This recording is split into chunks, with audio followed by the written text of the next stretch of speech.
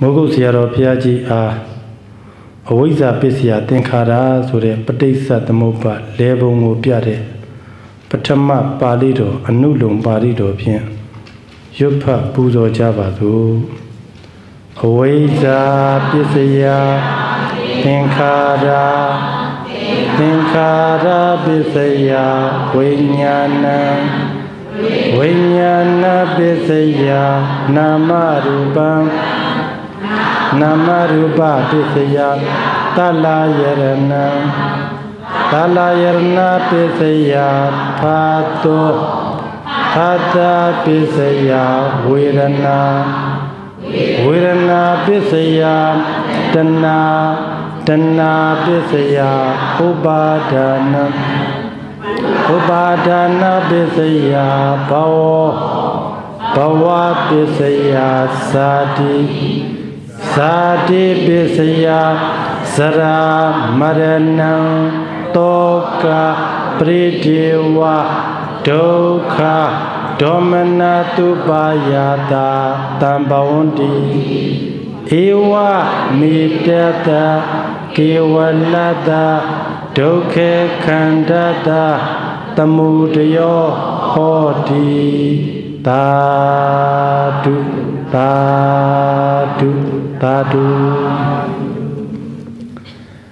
Padisa Tamopa Mitabo Linga Pien Tongsan Time Mitabo Jaya Hong Mitabo Linga Tabai Go Nakausi Tambian So Biro Mitabo Javazu Tabi Tada Winia Chanda Javazi Tabi Tada Winia Chanda Javazi Mula Napia Awesa Dana Kimbazi Mula Napia Awesa Dana Kimbazi Tisanaku Pibiemu Nyanshu Nyambazi Tisanaku Pibiemu Nyanshu Nyambazi Ligu Alwa Tandara Pekwa Naimbazi Ligu Alwa Tandara Pekwa Naimbazi Inga Senapa Diagonia Pancha Naimbazi Inga Senapa Diagonia Pancha Naimbazi Tomba Asa Menepia Peta Naimbazi Tomba Asa Menepia Peta Naimbazi Naya Mula Udowa Kimba Naimbazi Naya Mula Udowa Kimba Naimbazi Kala Tompia Chonyinga Chanda Naimbazi Kala Tompia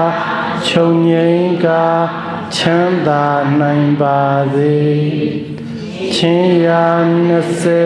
Nyampimpe Dijwe Naimbazi Chinyanase Nyampimpe Dijwe Naimbazi Ishitwego Pedalo Mepo Yabazi Ishitwego Pedalo Mepo Yabazi Aloe Jema Tise A Sumya Paimbazi Aloe Jema Tise A Sumya Paimbazi Tandrama Lumyaucha Dukha Pibazi Tandrama Lumyaucha Dukha Pibazi Lauza Tenga Minyaya Ti Nanjavazi လောင်စာသိင်္ဂမိငြိမ်းရာသိနိုင်ကြပါစေခန္ဓာချုပ်သိမ်းမဲ့ခင်ကိန်းအေးငြိမ်းကြပါစေခန္ဓာချုပ်သိမ်းမဲ့ခင်ကိန်းအေးငြိမ်းကြပါစေတတဝါခတ်သိမ်းတရားကိန်းအေးငြိမ်းချမ်းသာရှိပါစေ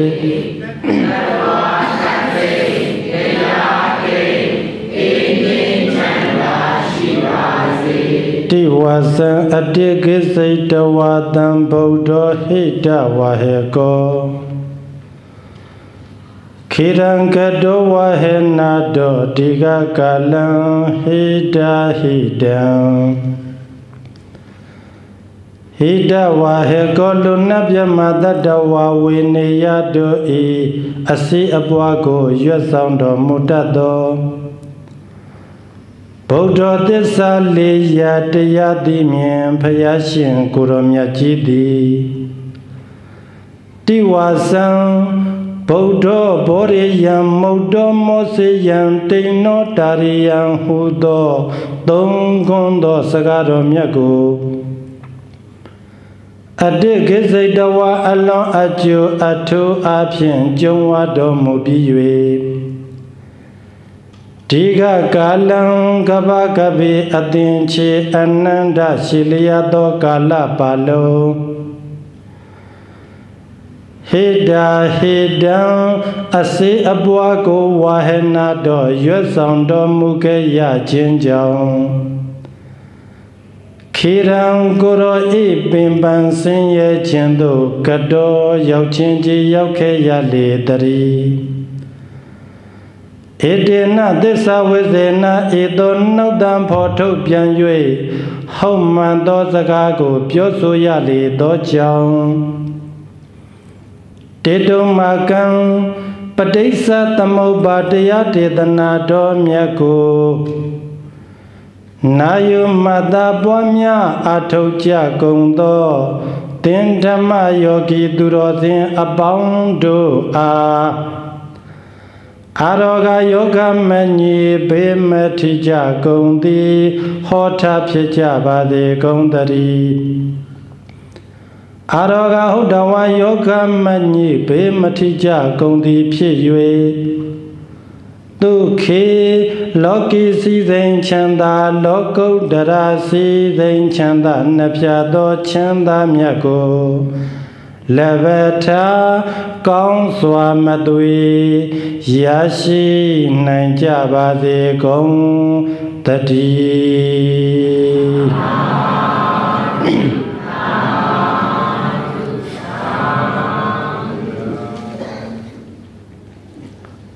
ပဋိစ္စသမုပ္ပါသင်္တန်းတရားဘာသင်္တန်းတရားတော့ပဋိစ္စသမုပ္ပါသင်္တန်းတရားပါဗျာသင်္တန်းတရားကိုဒါနာယူမှတ်သားရမယ်အချိန်ပေါ့ဗျာနော်အချိန်ပေးရကြိုးနတ်နိုင်မဲ့စကားမျိုးလေးကိုဦးဇင်းကြိုးစားပြီးတော့ကျေးဇူးစဟောပေးပါမယ်ယောဂီတို့ဒါချမ်းသာအစစ်ကိုရခြင်းလို့ဒီနေရာမှာအချိန်ပေးပြီးတော့တရားတွေနားတယ်တရားတွေအထုတ်ကြတယ်ဆိုတာဒါရည်ရွယ်ချက်အလုံးတူနေကြတာပေါ့နော်ရည်ရွယ်ချက်အလုံးတူတယ်ဆိုတာဘာရခြင်းလို့ချမ်းသာအစစ်ကိုရခြင်းဒုက္ခတမုံတမွားမှမရှိတဲ့ချမ်းသာအစစ်ဆိုတာတခြားလားနိဗ္ဗာန်လားအဲ့ဒီနိဗ္ဗာန်ဆိုတဲ့ချမ်းသာကသာသနာပမှာရှာလို့ဘယ်အတွင်းမှာမှသာသနာအတွင်းမှာမှရနိုင်တဲ့တရားပေါ့ဒီသာသနာအတွင်းမှာမှရနိုင်တဲ့ဒီတရားကိုနီးကောင်းလမ်းကောင်းရမှသာလျင်သာသနာအတွင်းမှာရနိုင်တဲ့တရားကိုအထုတ်ပြီးတော့ကျင့်ကြံပြီးတော့ရရှိနိုင်မယ်ပေါ့နော်ဒီတော့တရားနာတယ်ဆိုတာတရားနာနည်းက၃နည်းရှိတဲ့တရားနာနည်းကဘယ်နှနည်းပါလဲ၃နည်းပါဗျာယောဂီတို့အရင်နှစ်တွေကလည်းဥစဉ်ပြောဥပါတယ် အဲ့တရားနာနည်း၃နည်းကဘာလဲဆိုတော့နံပါတ်1ကွမ်းဝါကွမ်းထွေသောတရားနာနည်းဘာပါလဲ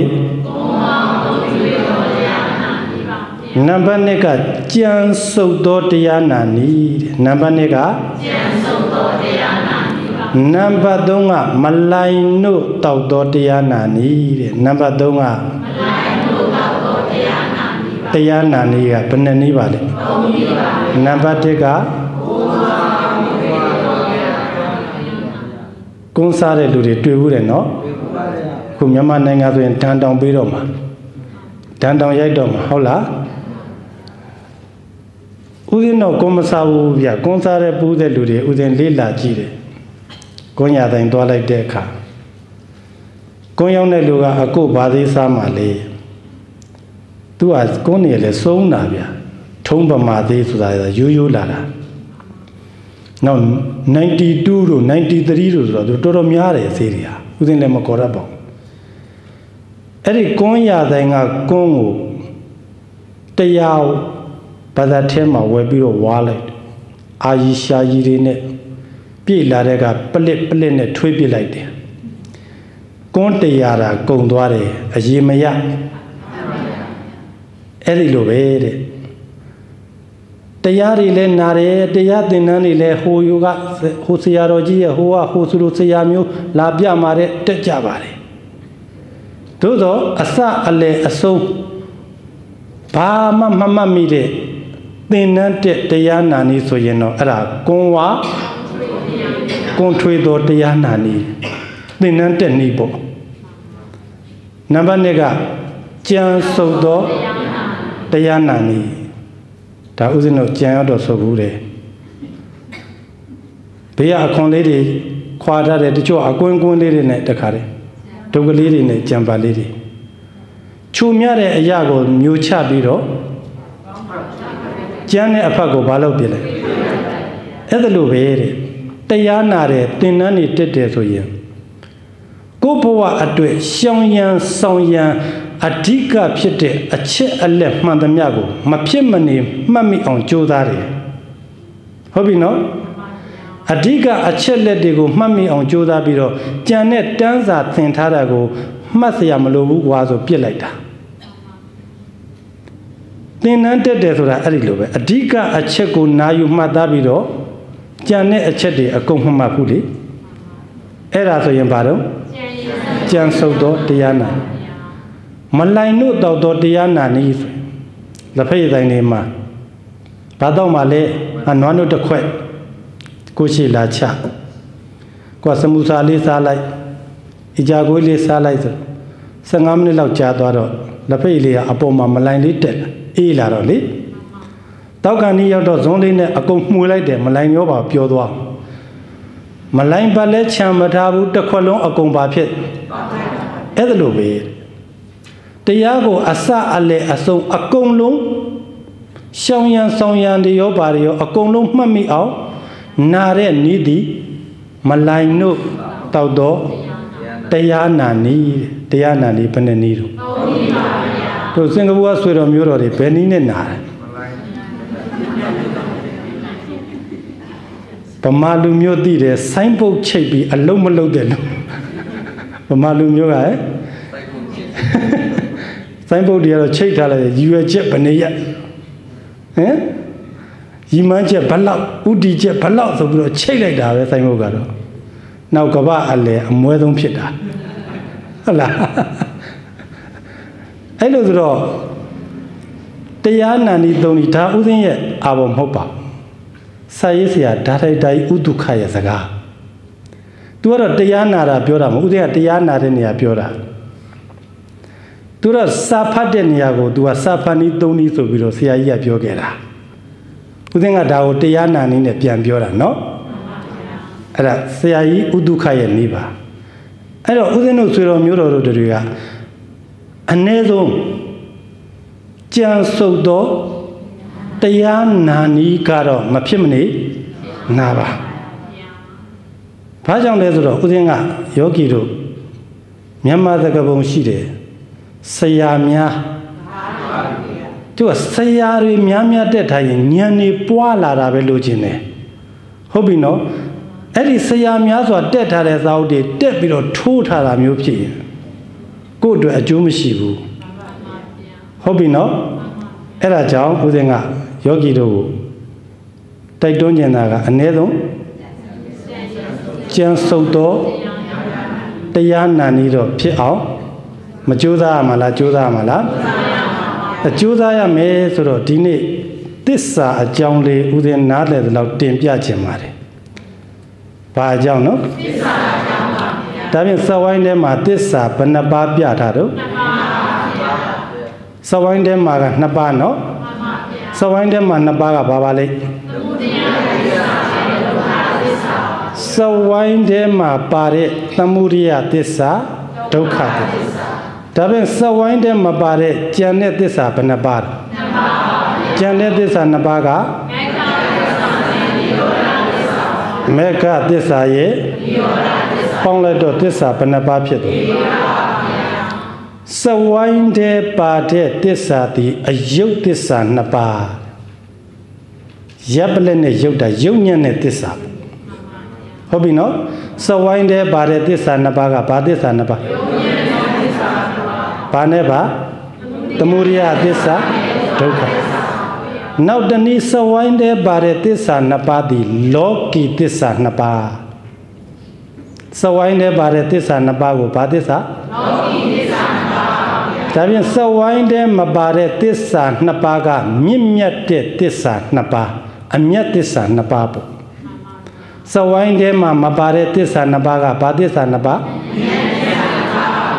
बारे वाले ऐली अम्यत दिशा नपा को लोकोत्तरा दिशा नपा दिलो ले तुम लो यार हो भी नो तभी दिशा लेवादी अयोग दिशा का नपा अम्यत दिशा का लोक की दिशा का नपा लोकोत्तरा दिशा का नपा तो दिशा लेवा को लोक की लोको ले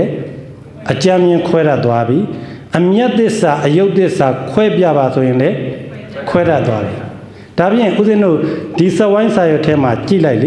दिशा लेवा फिर द्वारा बो पाँव तो दिशा बना बाप फिर द्वारो नंबर देगा बादिशा धोखा दिशा रे सवाइन ठेमा नंबर दे बादिशा बेरो धोखा दिशा थोड़ा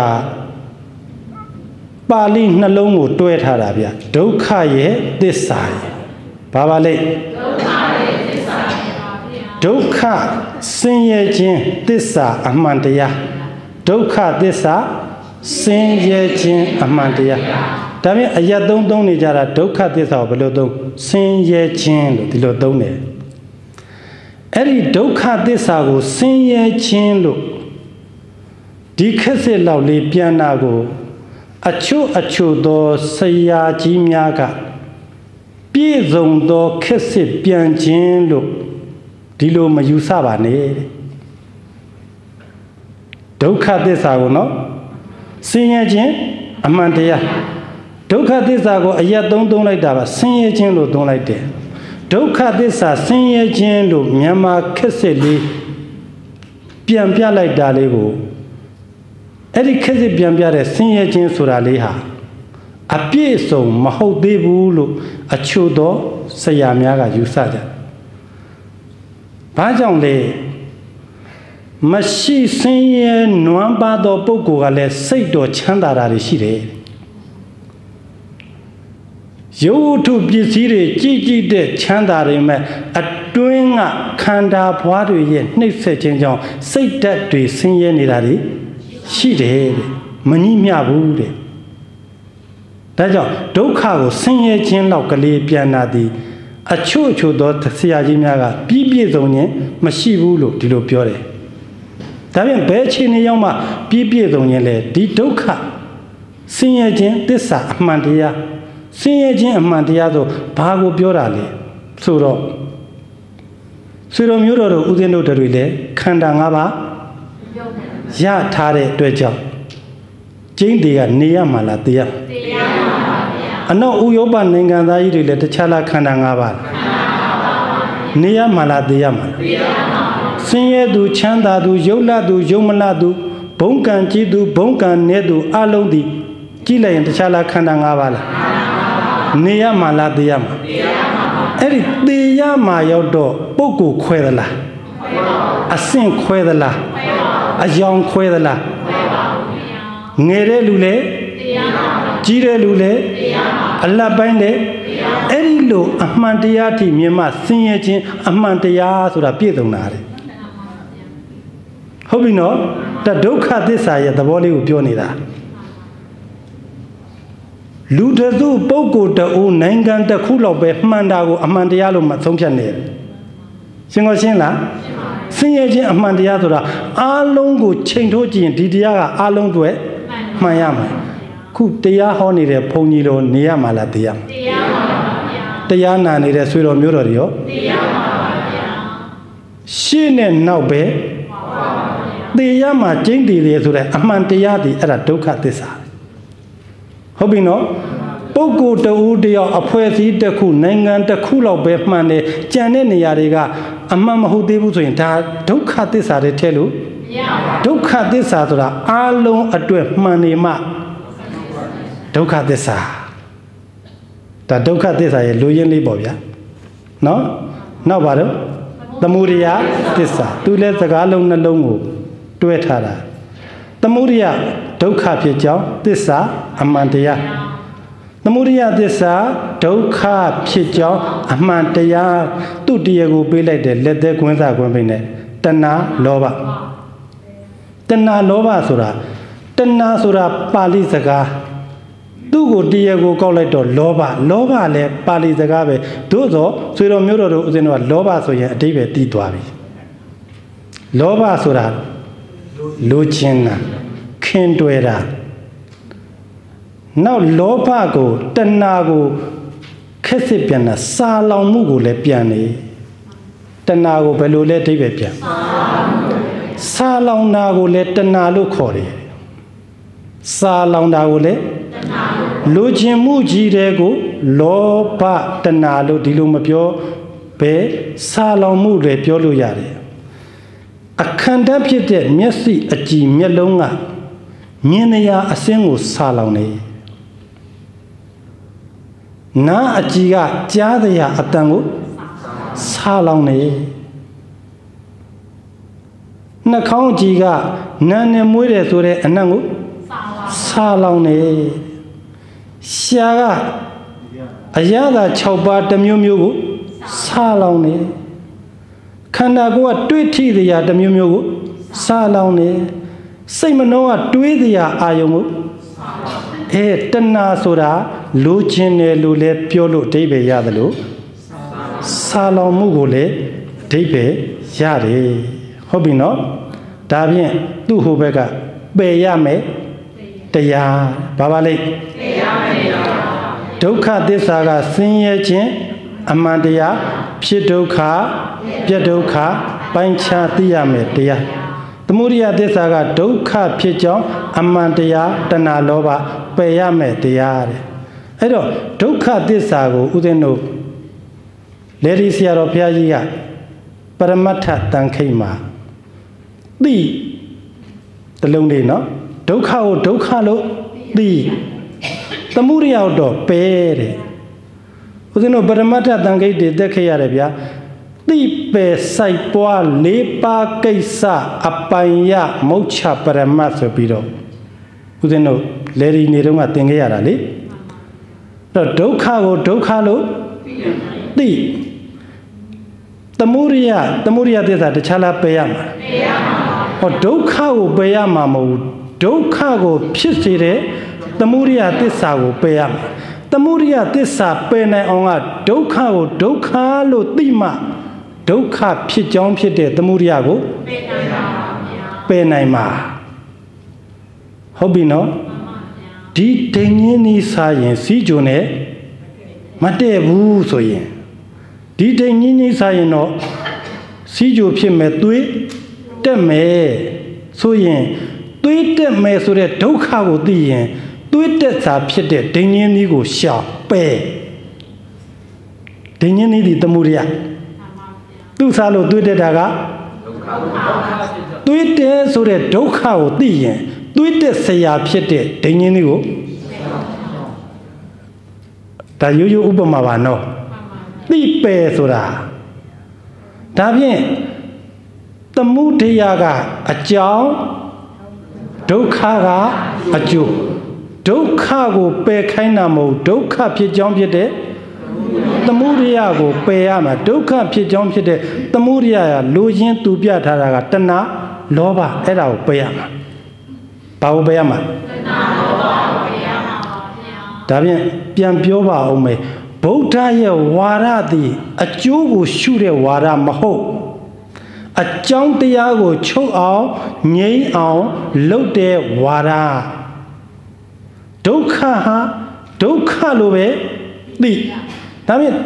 ဒုက္ခလို့သိရင်ဒီဒုက္ခမလိုချင်ဘူးဆိုရင်ဒီဒုက္ခဖြစ်စေတဲ့အကြောင်းတရားကိုပယ်ဟုတ်ပြီနော်စဝိုင်းနဲ့ပြောတော့တစ်ကွက်နဲ့သုံးအကွက်ဒီအကြောင်းတရားလေတစ်ကွက်အကြောင်းတရားပယ်တာနဲ့နှစ်ကွက်အကျိုးတရားမရှိတော့အကြောင်းချုပ်ရင်အကျိုးချုပ်ဟောသုံးအကွက်အကြောင်းတရားမရှိတာနဲ့လေးအကွက်အနာကအကျိုးတရားဆိုတာမရှိတော့ပါဘူးလာတရားမရှိတော့အကြောင်းချုပ်ရင်အကျိုးချုပ်ပါတယ်အကြောင်းမရှိရင်အကျိုးမရှိပါဘူးအသစ္စာတရားကိုဒီနှလုံးကိုအဲ့ဒီလိုပိုက်လိုက်ဟုတ်ပြီနော်ဒုက္ခကိုဒုက္ခလို့သိရင်ပယ်ရမယ်ဘာကိုပယ်ရမယ်သမုဒိယသမုဒိယပယ်လိုက်တာနဲ့အဲ့ဒီသမုဒိယနေရာပယ်နိုင်ရင်ဘာလာတယ်ဆိုမက်ကလာဒုက္ခကိုဒုက္ခလို့သိလိုက်တာနဲ့သမုဒိယပယ်နိုင်တာနဲ့ဒုက္ခနေရာនិရောဓလာတာဒုက္ခနဲ့သမုဒိယပယ်လိုက်တာနဲ့သမုဒိယဆိုတဲ့အကြောင်းတရားနေရာကိုမက်ကဆိုတဲ့တရားဝင်နေသစ္စာဝင်နေဒုက္ခဆိုတဲ့နေရာကိုនិရောဓဆိုတဲ့သစ္စာဝင်နေလောကီသစ္စာဖြစ်တဲ့ဒုက္ခနဲ့သမုဒိယကိုပယ်နိုင်တာနဲ့သူ့နေရာအစားထိုးမယ်သမုဒိယသစ္စာနေရာကိုမက်ကဒုက္ခသစ္စာနေရာကိုនិရောဓအစားထိုးမှာရှင်းမရှင်းလားမသိဘူးเนาะဟာသင်္นานနေတက်ထားတာပါဒုယောဂီတွေအဲ့လိုဆိုတော့ရှေ့ဆက်သွားမယ်និရောဓသစ္စာဘာပါလဲនិရောဓသစ္စာပါဗျာនិရောဓသစ္စာနှစ်ပုဒ်ပါပဲនិရောဓဒုက္ခခတ်သိမ်းချုပ်ငြိမ်းရာသစ္စာအမှန်ဟိုဘက်ကတရားကနိဗ္ဗာန်မျက်မှောက်ပြုရမယ်တရားဘာတရားပါလဲမျက်မှောက်ပြုရမယ်တရားသူကအဲ့ဒါဒုက္ခအလုံးချုပ်ငြိမ်းရာဖြစ်တဲ့နိဗ္ဗာန်ဆိုတာအဲ့နေရာကိုပြောတာနော်နောက်မက္ခသစ္စာသူလည်းနှလုံးမှာပဲမက္ခဒုက္ခသစ္စာဤချုပ်ကြောင်းသမုဒိယသစ္စာကိုပယ်ကြောင်းအဲ့မဲ့ तू ကခုတည်းကမက္ခနေရာသမုဒိယနေရာကိုမက္ခလာမယ်လို့ပြောတယ်မို့လားဒါဒီမှာမက္ခသစ္စာမှာသမုဒိယသစ္စာကိုပယ်ကြောင်းဆိုတော့မဲ့နဲ့ပယ်တာပဲလေသမုဒိယဆိုတဲ့တဏှာကိုဘာနဲ့ပယ်တာဒါကြောင့်သမုဒိယသစ္စာနေရာဘာမဲ့လာမက္ခသစ္စာလာတာရှင်းမရှင်းလားသမုဒိယကိုသစ္စာကိုပယ်ကြောင်းនិရောဓသစ္စာကိုမျက်မှောက်ပြုကြောင်းនិရောဓတဲ့ဒုက္ခချုပ်ငြိမ်းရာအမှန်နိဗ္ဗာန်ကိုမျက်မှောက်ပြုခြင်းနဲ့ဆိုရင်ဟောအကျင့်မှန်တရားတဲ့မဂ္ဂင်၈ပါးတခြားလားပွားရမှာလားဒါဖြင့်မက္ခသစ္စာမက္ခဒုက္ခသစ္စာဤချုပ်ကြောင်းသမုဒိယသစ္စာကိုပယ်ကြောင်းនិရောဓသစ္စာကိုမျက်မှောက်ပြုကြောင်းသစ္စာအကျင့်မှန်တရားဘာတရားတော့မဂ္ဂင်၈ပါးဘာတရားပါလဲမဂ္ဂင်၈ပါးပေါင်းလိုက်တော့သစ္စာဘယ်နှပါးဖြစ်သွားပြီ၄ပါးဖြစ်သွားပြီဒုက္ခသစ္စာသမုဒိယသစ္စာမက္ခသစ္စာនិရောဓသစ္စာနောက်အတွေးလေးတစ်ခုဦးဇင်းညံမိသလောက်ထည့်ပေးပါဦးမယ်ပုံညာပိသင်္ခါရဆိုတဲ့ကုသိုလ်ကမ္မတတ္တိအဟုန်ကြောင့်ရလာတဲ့အခုသူ့မြင်ကိုယ်မြင်အထေခန္ဓာကြီးမရှိဘူးလားရှိပါဗျာသူ့မြင်ကိုယ်မြင်အထေခန္ဓာကြီးအထေခန္ဓာကြီးမှာဒီရုပ်တစ်ခုတည်းကိုပဲကြည့်လိုက် ကိုထာတာဘယ်နှခုပေါင်းထား32ကိုထာတာပေါင်းထားတယ်ဟုတ်ပြီနော်ဒါဖြင့်ပုံညာပြီးသင်္ခါရကြောင့်ရလာတဲ့ဆွေတော်မျိုးတော်တို့ဦးဇင်းတို့ရဲ့အဲ့ဒီခန္ဓာကြီးဒီတောကြီးနဲ့တူတယ်ခန္ဓာကြီးဒီဘာပါလဲတစ်တောကြီးနဲ့တူတယ်ပေါ့ဟုတ်ပြီနော်ခန္ဓာကြီးဒီဘာလဲတူအဲ့တစ်တောကြီးနဲ့တူတဲ့ခန္ဓာထဲမှာတခြားတစ်တောခန္ဓာအပင်တွေကိုအနှောက်အယှက်ပေးနေတဲ့တစ်ပင်ဆိုတာလေအဲ့တစ်တောကြီးမှာကျန်တဲ့တစ်ပင်တွေကိုနှောက်ယှက်ဖြစ်စီနေတဲ့တစ်ပင်ဆိုတာလေပါတယ်ခန္ဓာတစ်တောကြီးထဲမှာတစ်ပင်ကမျိုးစုံပေါက်တာဟုတ်ဗျဟုတ်လားမျိုးစုံပေါက်နေတဲ့တခြားသောအပင်တွေကိုနှောက်ယှက်နေတဲ့အပင်ကလည်းရှိတယ်အဲ့ဒီနှောက်ယှက်နေတဲ့အပင်ကလောဘဆိုတဲ့အပင်ဒေါသဆိုတဲ့အပင်မောဟဆိုတဲ့အပင်ခန္ဓာတစ်တော်ကြီးထဲမှာဟုတ်ပြီနော်ခန္ဓာတစ်တော်ကြီးထဲမှာလောဘဆိုတဲ့အပင်ဒေါသဆိုတဲ့အပင်မောဟဆိုတဲ့အပင်အဲ့လိုဆိုတော့ဒီခန္ဓာတစ်တော်ကြီးထဲမှာကိုကကွင်းပေါ်လာအောင်ရှင်းညင်တယ်အိမ်ဆောက်ခြင်းလို့တို့မို့တလင်းလှုပ်ခြင်းလို့တို့မို့ကစားကွင်းလှုပ်ခြင်းလို့ကွင်းပေါ်လာအောင်ရှင်းရတော့မယ်ဆိုတော့ခုရင်ကအခြားတစ်ပင်တွေကိုနှောက်ယှက်ဖြစ်စည်းနေတဲ့လောဘဆိုတဲ့အပင်ဒေါသဆိုတဲ့အပင်မောဟဆိုတဲ့အပင်ခန္ဓာတစ်တော်ကြီးထဲမှာဒုက္ခပေးနေတာဒီအပင်3ပင်ပဲအဲ့ဒီအပင်3ပင်ကိုတခြားလားရှင်းရမှာရှင်းပါဗျာဒီပင်3ပင်ကိုဘာလို့ရမှာလဲရှင်းရမှာဒါပေမဲ့ရှင်းမရမယ်ဆိုတာသိရင်ရှင်းစရာပစ္စည်းကိရိယာလိုလာပြီလောကကြီးမှာရှိနေတဲ့ရက်သေးရွာထဲမှာရှိနေတဲ့တစ်ပင်ခုတ်ခြင်းဓာတ်တို့နဲ့ခုတ်ရမှာမို့လားမှန်ပါဗျာရှင်းကိုရှင်းရလားအခုလဲလောဘဒေါသမောဟဆိုတဲ့ဒီအပင်ကိုကွင်းပေါ်အောင်ခုတ်တော့မယ်ခုတ်ရမယ်ဓာတ်က8လက်ရှိတယ်မကင်8ပါးသီလဓာတ်က3လက်တမာရီဓာတ်က3လက်ပညာဓာတ်က2လက်ရှင်းကိုရှင်းရလားအဲ့ဒီအပင်ကိုခုတ်ရမယ်ဓာတ်သဘောပေါက်ပြီလား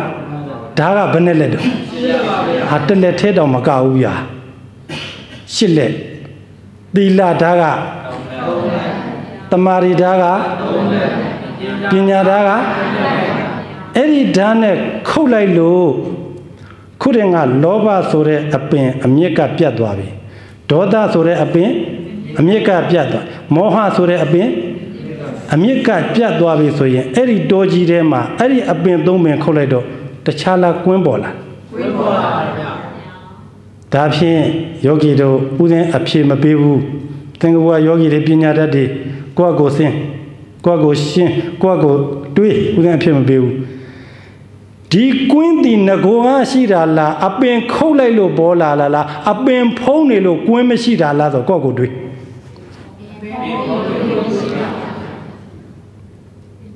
ဟုတ်ပြီနော်ပုံညာပြီးသင်္ခါရကြောင့်ရလာတဲ့ခန္ဓာကြီးကဘာသစ္စာဒုက္ခသစ္စာတော့အဲ့ထဲမှာလောဘသည်တခြားလားသမုဒယသစ္စာလားသမုဒယသစ္စာပါဗျာဒါဖြင့်ဒုက္ခသစ္စာတော့ခုတ်ရမှာလားဒုက္ခသစ္စာခန္ဓာထဲရှိတဲ့သမုဒယအပင်ကိုခုတ်ရမှာလားသမုဒယအပင်ကိုခုတ်ရမှာခုတ်ရမယ်အပင်သိသွားပြီဟုတ်ပြီနော်ဒါပြန်သမုဒယသစ္စာပါလား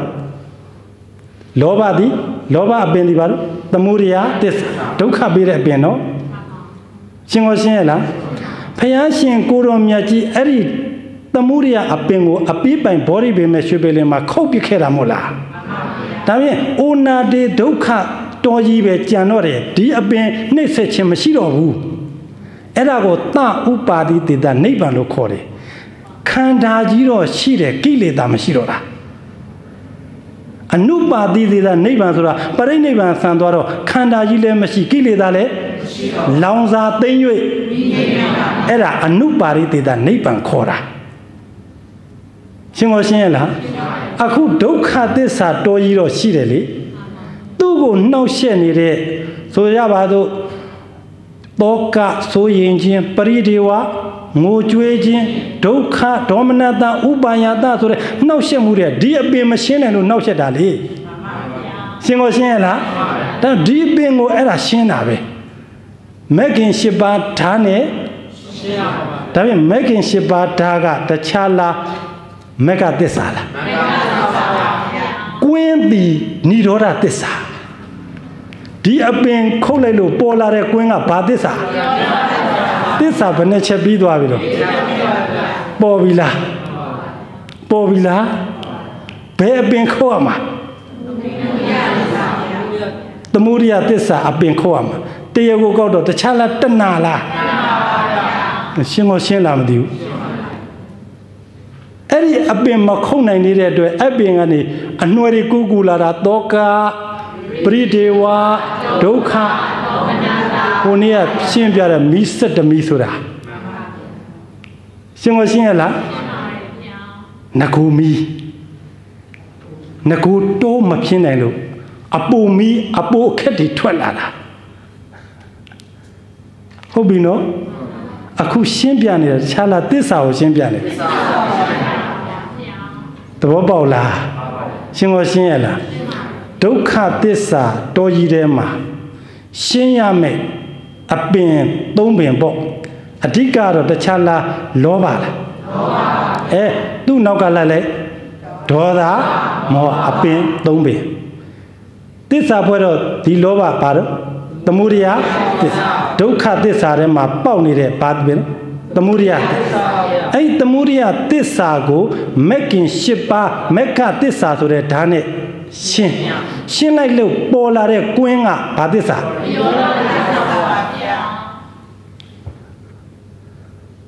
ရှင်းပြီလားသစ္စာစိုက်တယ်ဆိုတာအဲ့ဒါပြောတာဒါကြောင့်မရှိနွမ်းပါသောပုဂ္ဂိုလ်ဟာရုပ်ထုမရှိနွမ်းပါပေမဲ့မိသားစုစိတ်ချမ်းသာနေတယ်ဟုတ်ပြီနော်ဒါပြင်ဘယ်ခြေနေကိုသိမှသစ္စာလဲဆိုတော့ဦးဇင်းတို့ရုပ်ကိုဒုက္ခဆိုတော့ဗုဒ္ဓရဲ့ဝါဒလုံးဝအဲ့ဒါမေးခွန်းနေရှိတယ်ဗျဗုဒ္ဓရဲ့ဝါဒဟာသားကျွေးမှုမရသေးမှုလို့တော့လဲဒုက္ခတယ်ကိုယ်ခန္ဓာကြီးတည်ကြည်ဖို့လို့တော့လဲဒုက္ခဗုဒ္ဓရဲ့ဝါဒဟာဒုက္ခအစိုးမြင်ဝါဒကြီးလားဟောလာပြီနော်အဲ့ရှင်းချက်လေးဗုဒ္ဓဟာအစိုးမြင်ဝါဒကြီးလားဘာပဲဆိုဒုက္ခကြီးတဲ့ဒုက္ခသစ္စာတဲ့အကုန်ပေါင်းထည့်နေတာအဲ့လိုဆိုတော့ဥပမာလေးတစ်ခုနဲ့ရှင်းထားတယ်တောင်းတွင်းဆရာတော်ကြီးကပါရှင်းထားတာလူနာတယောက်ကိုတဲ့လူနာတယောက်ကျမ်းမာရေးမကောင်းလို့ဆေးဆရာကြီးတွားပြပထမဆေးဆရာကလက်ကလေးကိုသွေးကြောလေးစမ်းသပ်ပြီးငကြက်လေးနဲ့ဆိုဟာခမရမရတော့တပတ်အတွင်းသေးမှာဆိုတော့ဟိုလူမမစိတ်တွေညဲ့လို့စမ်းသပ်ယုံစမ်းသပ်ကြည့်တယ်ခမရမရတော့ဘူးဘာလို့တပတ်အတွင်းသေးမှာဟိုကသေးမှာကြောက်လို့မှာဘာလို့ဆေးလာခုပါတယ်ဒီဆရာကတက်တက်ကိုသူအစိုးမြင်ဝါဒဟုတ်ပြီနော်ဒုတိယဆေးဆရာတော့တခါဟာကျွန်တော်ဗျာယောဂလေးကျွန်တော်ယောဂလေးကြည့်ပါအောင်ဆိုတော့ဒုတိယဆေးဆရာကတခါလက်ကလေးစမ်းကြည့်ငကြက်လေးနဲ့ဆိုရင်ဘာဖြစ်ပါ့ဗျာကောင်းသွားမှာပါအခုမပေးဘူးဘာမှဖြစ်ပါဘူးဘာမှဖြစ်ကောင်းသွားမှာပါဆိုတော့ तू ကအကောင်းမြင်ဝါဒတတိယဆေးဆရာသွားပြတော့ဟိုဆေးဆရာကကြည့်လိုက်တယ်လက်ကလေးစမ်းကြည့်ခန္ဓာကိုယ်စိတ်ကြည့်ဟာကျွန်တော်စီရောသွေးရောကိုစစ်ချင်နေပြီအကုန်စစ်ကြည့်ဟာခမပထဝီလွန်ကဲလို့ဖြစ်တာဝါရောလွန်ကဲလို့ဖြစ်တာတေသောလွန်ကဲလို့ဖြစ်တာဓာတ်ညှိပြီးတော့ကျွန်တော်တွေကဘယ်သေးလေးနဲ့ဓာတ်ညှိပြီးဘယ်နှစ်ရက်တောက်လိုက်ရင်တက်တာသွားမှာပါဆိုတော့သူကအဆိုးလည်းမဟုတ်ဘူးအကောင်းလည်းမဟုတ်ဘူးရှင်းကိုရှင်းရလားညှိရင်ရတယ်ဆိုတာကိုတတ္တိယဆေးဆရာမပြောဘူးလားဗုဒ္ဓသည်တတ္တိယဆေးဆရာနဲ့တူတယ် Loma, Doka Jire Pure Waramobu. Duka Jirebe, DC the Niha Loki season ya Pure Warale, Mahofu Buddha Waradi. Medima Padibidadura, Yamalo Piano Bar. Alela Tango Pura, Buddha Wara, Ariwara. Don't know yet the idea of the Lomine. You know this at the Yari Navi, Alela Danado. Ah, they man do abido, in Yodeka, going in Chitare, Payago, I can't leg on tie. Do get him big, get her getting water. I can't leg on Tabido. I don't know you, Zidua, Wereka, Katia, a leg on my shoulder. Noka Kalamari, do you live? Hey, Malo, Midima Bribida, and pay my brain and Musore. Hello, Gile, Midima Bribida, Majana Livia. Oshingoshinla, how dare Assumian Warale, Buddha Waramo, Udenu Muro Padatia, Julia Pietiligo, the Chahalina Pietili Shinjili, Buddha Vada Pia Ju Netlibe. The same thing, do it, Pia Ju Netlibe. The Midima Bribida Jin. Udagati of Yodelu. The video of Yaman Piara, Boda Vada, Piquia, Libe, the video of Gina Nirabia, Janaro, Champion, and Sabia Gireto. A go Boda Vada Pieta Ligo, Gina Lipa. The Boda Vada Rega, Bogo the Udea Neo, a solo da you, Bada Yiba, Pemapilla Bane. Bada ne Bogo ne Quediva. The Bobola, Simosiana. The same thing, LOG, the same thing in you, Pierre or Ginati. Hobby, couldn't assume a gommy. Yoha a golon doka girelo. Dilu Matama Pane, Sojavado. Mimi a Kandago Yolega. Atenese, don't say a doing your door, Nubio Lansana, Ginatia Mashula. Ginatia Shini and Chanda, a gomian. Lede Jola, Mother Jola, Carrier Melonia, Monla with the Venega, Pula with Genesia Sidela, Singosiela, a Kanawa Pite, Tadamili, Muilavi, Tomo Mimili, Mili Diala, Tomo Kanawa, Dali Diala, the Midi Diala, He Daliala, the Mili Diala, Kanawa Pite, Yokolego, Chibi, Kuchinanida, Duka. Hobino? Any kind of what Dali Yala, Duka, Baloti Lesoye. Detail Luyu, Abuji or Anavai, a chain me in the Jodalo Yabari. Biola Ume, Midadu Pony Biola Ume. I cannot watch it. Ananda, Panabaji. Paya, Tanga, Miva, Sia. Kanda Boa Pite, Tadamilega, Amelu, Apelu, Go Kolaitane, Go Ananda, Kaiwan Pitwa. A Pesurenia Yodane, Gubenia Yodwa. A Mesurenia, Kokana, Benia Yodwa. I Ananda, Kaiwan Yodon, Kanda Boa Pite, Tadamiga, don't them Bola da Movula. Naturo don't Jidu Denia.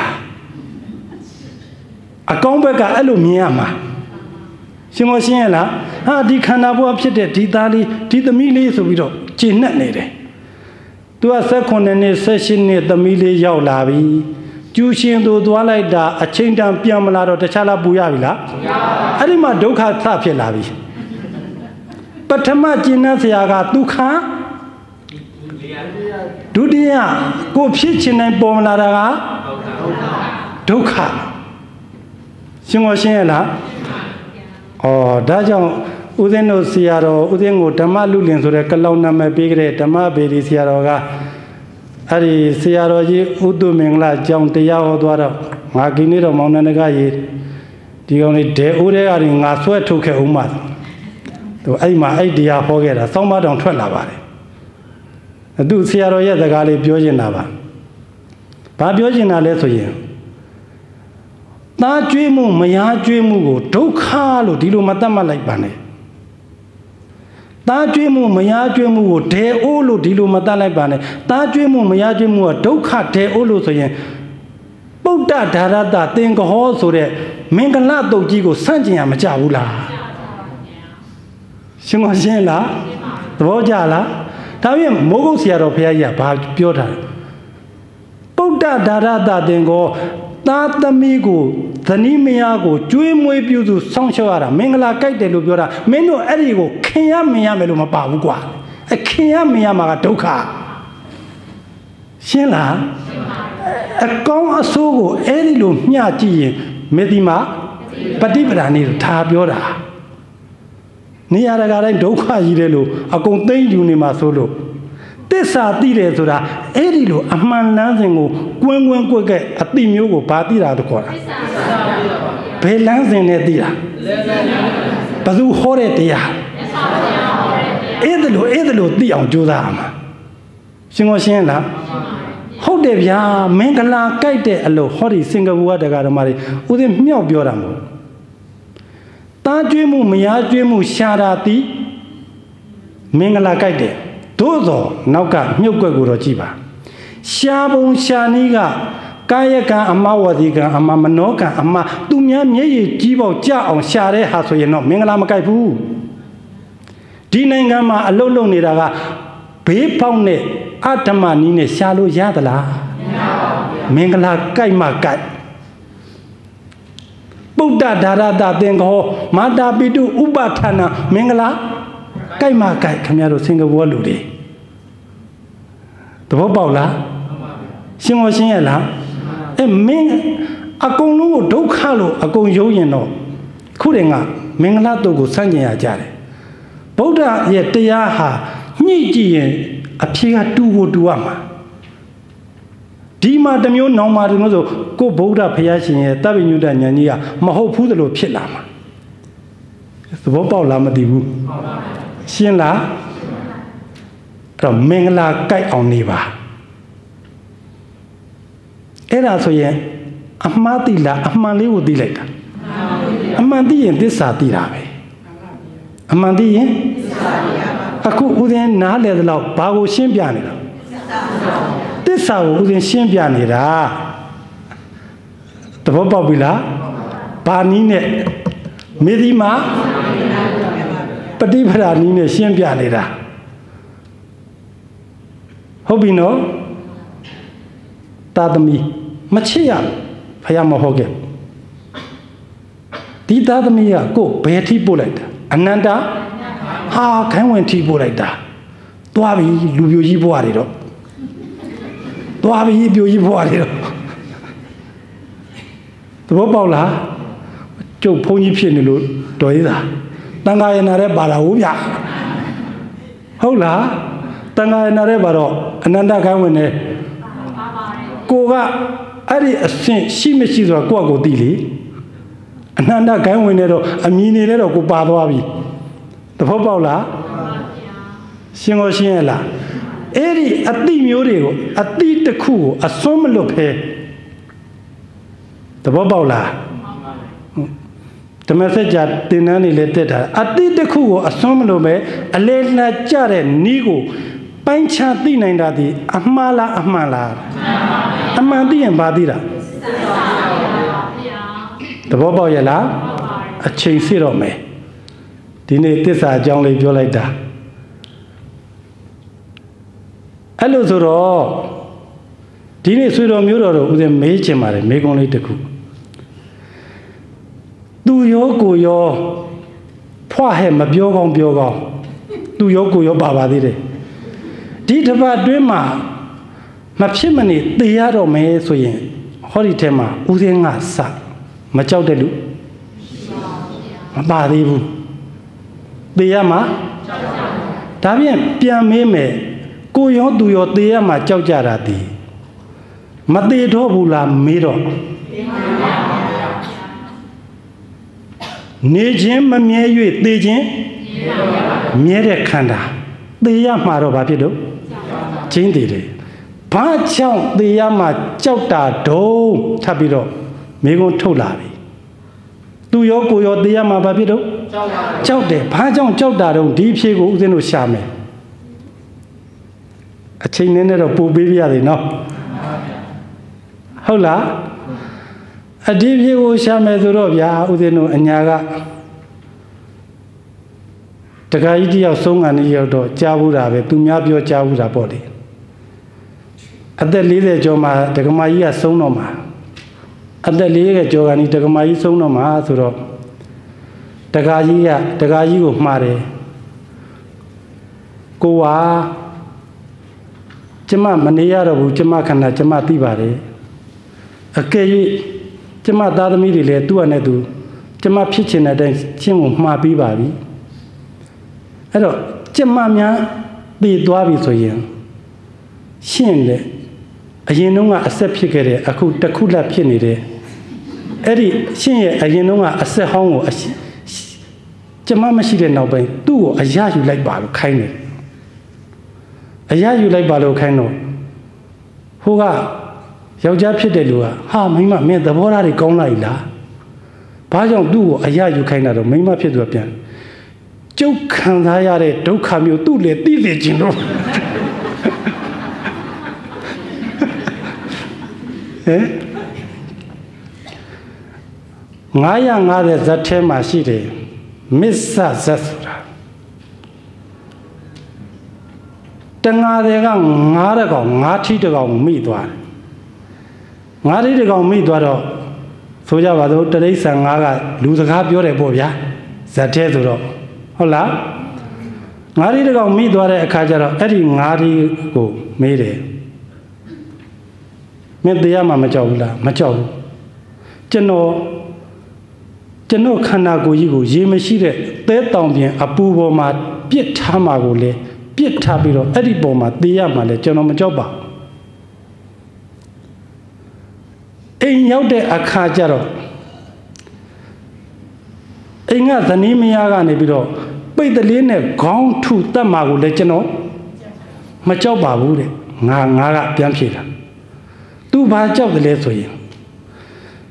ကျွန်တော်မရှိတဲ့နောက်ပိုင်းကျွန်တော်နဲ့ကွဲကွာကြံခဲ့တဲ့9မာလေးကဒီလိုပြန်မလာတာကိုသူ့ရဲ့မောင်တော်ဟာနောက်9မာလေးတစ်ကောင်နဲ့ပျော်နေပြီထင်ပါရဲ့ဆိုတဲ့အတွေးလေးကိုကျွန်တော်ကြောက်တာပါတဲ့သဲတောင်ပြင်ပေါ်မှာပြစ်ထားခံရမှာလဲပိတ်တလေးနဲ့အထုခံရမှာလဲမကြောက်ဒါဖြင့်အဲ့ဒီဇက်ကိုကြည့်ရင်ဒီကနေ့ဆွေတော်မျိုးတော်တို့ဦးဇင်းတို့သေရမှာကြောက်တာဒီတခြားကြောက်တာလားအဆွဲမဖြုတ်နိုင်တာကြောက်တာလားဒီနေ့ဒီ message လေးပေးလိုက်ပါပြီသေရမှာကကျင်းတယ်ဘာကြောင့်သေရမှာကြောက်တယ်လဲဆိုတဲ့အဖြေပေးလိုက်ပါပြီငါအဖြေနဲ့ကိုယ့်အဖြေနဲ့ရှင်းလားတခြားလားအဆွဲမဖြုတ်နိုင်တာလားမဖြုတ်နိုင်တာအဆွဲမဖြုတ်နိုင်တာဒီခန္ဓာဘဝအဆွဲကိုမဖြုတ်နိုင်လို့ဒီဘဝအဆွဲကိုလည်းမဖြုတ်နိုင်ခြင်းကြောင့်သေရမှာကြောက်တာဒါဖြင့်ထာဝရနေရမယ်ခန္ဓာလားလို့မေးတော့ရှင်ကိုရှင်းရလားအဲ့ဒီ message ကိုအစွန်းမလွတ်ဖဲအလေကြကြသိအောင်ကျင့်ရင်းမြင်ချင်းတည်တခြားကိုသိတယ်လို့ပြောတာလားသစ္စာကိုသိတယ်လို့ပြောတာကဲအချိန်ဆေးပြီဖြစ်တဲ့အတွက်ဒီကနေ့သစ္စာတရားဒီလောက်ပဲဏီကုံးချုပ်ရအောင်သာဓုခေါ်ပေးကြပါ